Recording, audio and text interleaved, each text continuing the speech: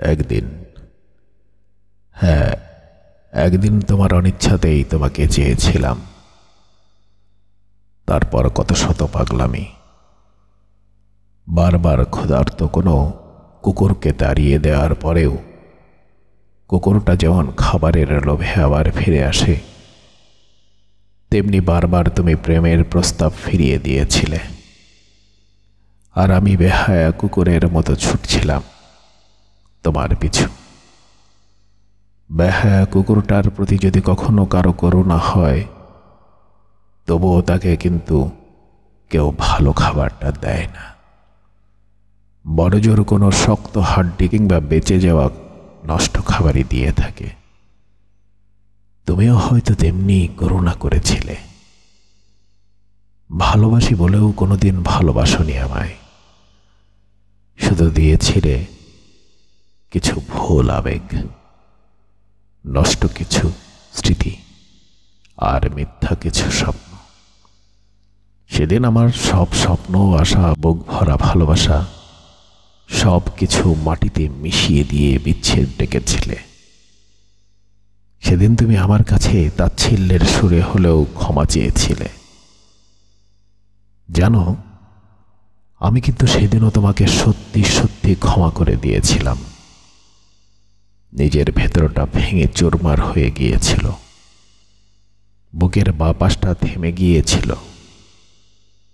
তারপরেও তোমাকে সহজীবনেই ক্ষমা করেছিলাম, কারণ আমি তোমায় ভালোবাসি। অনেকদিন নির্ঘুমতায় কাটানোর পরে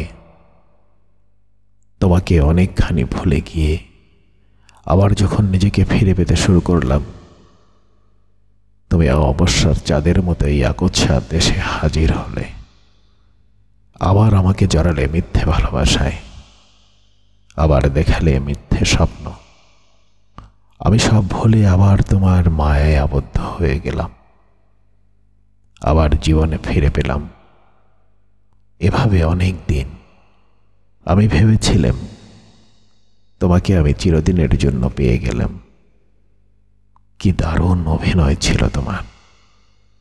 ভালোবাসার বর্ণমালায় সমস্ত বর্ণে ছিলে তুমি। একদম শেষ চন্দ্রবিন্দুতেই তোমাকে পেলাম না। ৯৯ রান করে দুর্ভাগ্যজনক আউট হয়ে সাজঘরে ফিরে যাওয়া কোনো হতভাগা ব্যাটসম্যানের মতোই তোমাকে আমার করে পাওয়ার ইচ্ছেটাকে মাটি করেই আমাকে খালি হাতে ফিরিয়ে দিলে। ফিরতে হলো।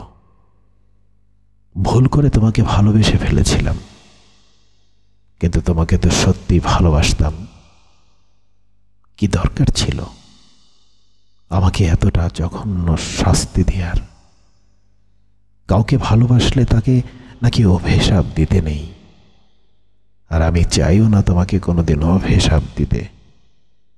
শেষবার তুমি আমার কাছে ক্ষমা না চাইলেও আমি তোমাকে ক্ষমা করে দিলাম। তোমার প্রতি আমার কোনো অভিযোগ নেই। তোমাকে তো আজও ভালোবাসি। তোমাকে অভিশাপ দিয়ে আমার নিষ্পাপ ভালোবাসাকে আমি ছোট করব না। তোমাকে ক্ষমা করে দিলাম। তবে একটা কথা মাথায় রেখো, তুমি ভালোবাসি বলেই বারবার ক্ষমা করেছি। কাল হাসরের ময়দানে বিধাতা কিন্তু তোমার মায়ায় পড়বে না।